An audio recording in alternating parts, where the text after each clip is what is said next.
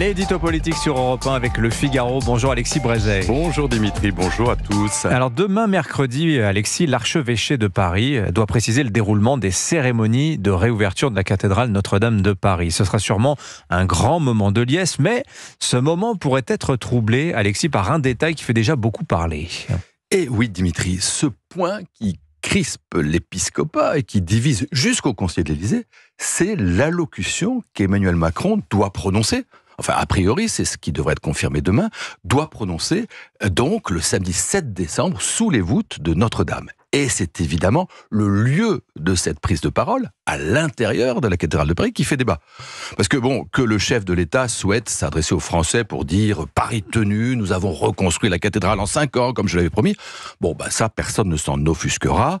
Il n'a pas tout fait tout seul, bien sûr, mais enfin, en mobilisant la générosité des mécènes privés, qu'il ne faudrait pas oublier, ce sont eux qui paient, pas l'État, en faisant tomber un certain nombre d'obstacles administratifs, en choisissant le général Georges Lain, malheureusement disparu, qui fut l'âme de cette résurrection, Emmanuel Macron a joué un rôle central, incontestable, qu'il tire un peu la couverture à lui, après tout c'est le jeu, il n'a pas tant de satisfaction par les temps qui courent, on ne lui mégotera pas celle-là.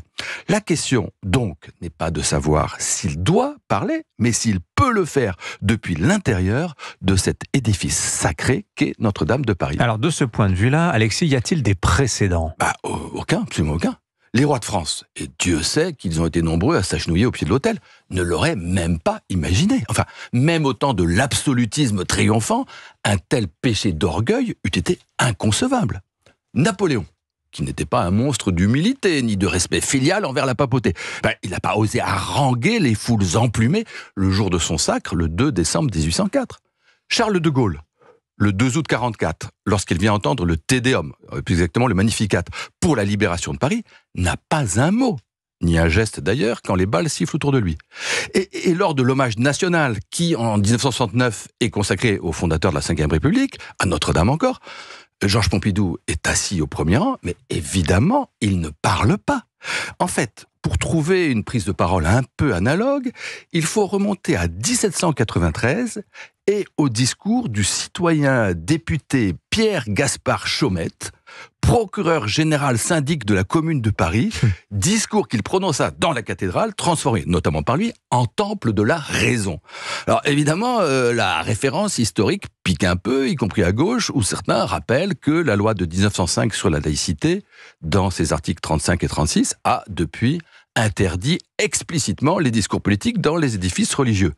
Et c'est vrai, alors qu'on nous bassine avec la laïcité, cette lecture publique dans une cathédrale de l'épître d'Emmanuel Macron français témoigne d'une curieuse conception de la séparation de l'Église et de l'État. Ah mais dans ce cas-là, pourquoi Monseigneur Ulrich, l'archevêque de Paris, a-t-il accepté, Alexis ? Ça, faudra lui demander, parce que c'est vrai qu'en tant qu'affectataire de la cathédrale, il n'était pas du tout obligé de laisser la parole au propriétaire. En même temps, c'est pas simple, il faut du courage pour oser dire non au président de la République. Un qui n'a pas hésité à le faire, en tout cas, c'est le pape François. Alors, c'est aussi l'avantage d'avoir mauvais caractère. Parce que Emmanuel Macron rêvait que le pape assiste à sa fête avec les chefs d'État, les people, les mécènes du monde entier.